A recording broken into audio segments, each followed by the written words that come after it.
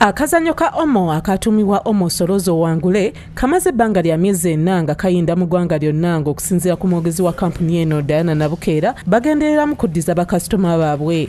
Akazannyo kano aka Omo Solooza Owangule twakatandika mu mwezi gw'omunaana.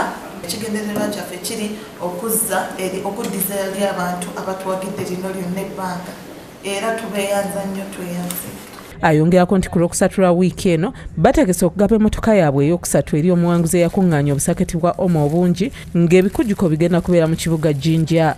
Emu twagigaba emukono wiiki 3 emabega, emu twagigabye embalala ku lw'omukaaga luno oluyise, ku lwokusatu luno tugenda kugaba ejjinja, ku lw'omukaaga tugabe eggulu. Emmotoka zonna ezinaaba zisigaddewo tugenda zigaba ku lunaku lumu ekawempe ng'ennaku z'omwezi mukaaga omwezi ogw'12.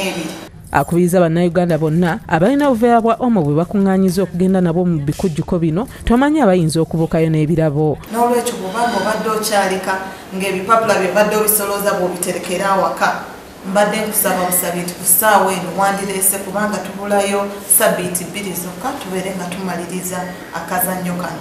Okusinziira ku Nabukeera bagenda kugaba emmotoka 10 ez'ekika kya Primo. Habert Kavuma yakusakidde eggulire lino ku lwa Bukedde TV1.